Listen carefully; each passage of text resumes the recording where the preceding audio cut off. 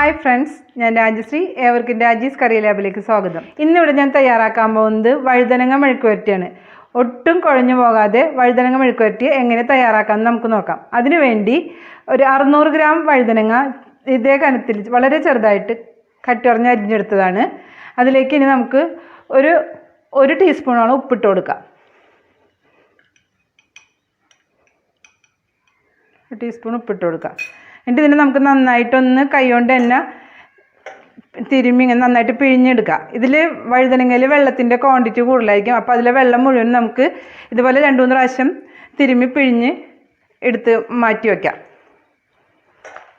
അപ്പം ഞാനിത് ഉപ്പിട്ട് നന്നായിട്ടൊന്ന് തിരുമ്മി പിഴിഞ്ഞെടുക്കുകയാണ്.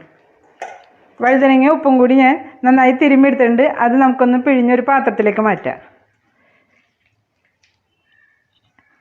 വെള്ളം മുഴുവൻ ഇതേപോലെ പിഴിഞ്ഞ് മാറ്റണം.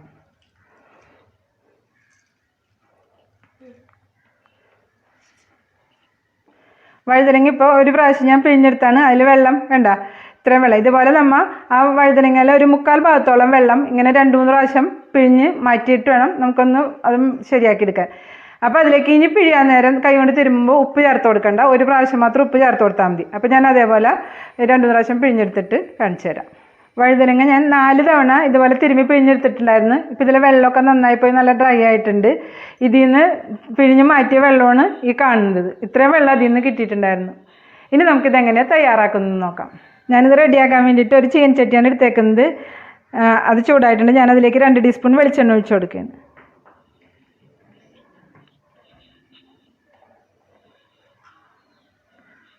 വെളിച്ചെണ്ണയൊക്കെ നന്നായി ചൂടായിട്ടുണ്ട്. അതിലേക്ക് ഞാനൊരു ചെറിയ സവാള ചെറുതായി അരിഞ്ഞത്, 2 പച്ചമുളക്, കുറച്ച് കറിവേപ്പില,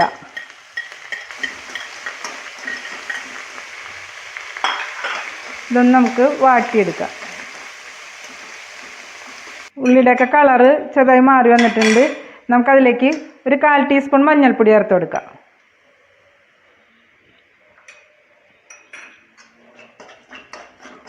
അതൊക്കെ ഒന്ന് വാടിക്കിട്ടിയാൽ മതി, മൊരിഞ്ഞ് പോകണ്ട കേട്ടോ ഉള്ളി. ഈ സവാളയ്ക്ക് പകരം നിങ്ങൾക്ക് വേണമെങ്കിൽ ചെറിയ ഉള്ളിയും ചേർത്ത് കൊടുക്കാം കേട്ടോ. പിന്നെ അതിലേക്ക് ഞാനൊരു ചെറിയ ടീസ്പൂൺ മുളക് പൊടി ചേർത്ത് കൊടുക്കുന്നുണ്ട്.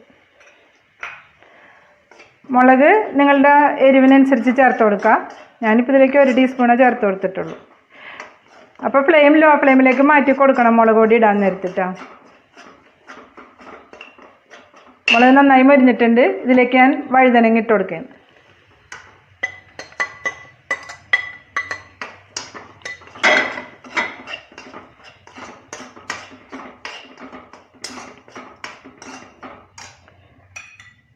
ഇതിലേക്കൊരു 1/4 ടീസ്പൂൺ ഉപ്പ് ചേർത്ത് കൊടുത്തിട്ട് നോക്കിയിട്ട് വേണം പിന്നെ ചേർത്ത് കൊടുക്കാൻ. ആദ്യം നമ്മൾ ഉപ്പിട്ട് തിരുമ്മി ഇതാണല്ലോ ഇതിൽ, അപ്പോൾ ഉപ്പിൻ്റെ അംശം അതിലുണ്ടാവും. അപ്പോൾ നോക്കിയിട്ട് വേണം പിന്നെ ചേർത്ത് കൊടുക്കാൻ കേട്ടോ. 1/4 ടീസ്പൂൺ ഇപ്പം ഞാൻ ചേർത്ത് കൊടുത്തിട്ടുണ്ട്. ഇനി നമുക്കിതൊന്ന് മൂടി വെച്ച് ലോ ഫ്ലെയിമിൽ വേവിച്ചെടുക്കാം.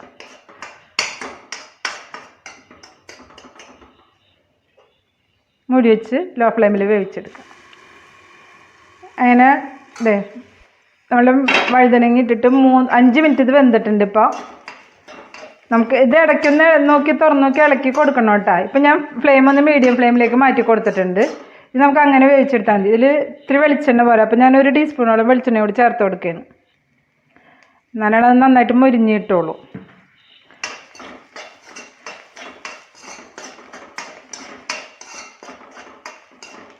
നന്നായിട്ട് ഇളക്കി കൊടുക്കുക. അതേപോലെ വഴുതനങ്ങയൊക്കെ പകുതി വെന്തിട്ടുണ്ട്.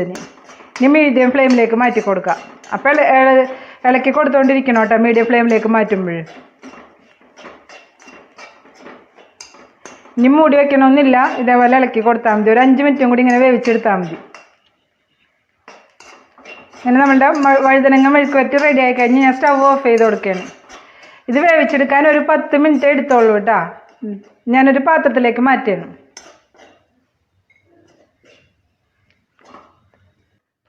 അങ്ങനെ നമ്മളുടെ വഴുതനങ്ങ മെഴുക്കുവരട്ടി റെഡി ആയി കഴിഞ്ഞു. ഇതൊട്ടും തന്നെ കുഴഞ്ഞു പോയിട്ടില്ല, നന്നായി മൊരിഞ്ഞ് നല്ല ഇതായിട്ട് കിട്ടിയിട്ടുണ്ട്.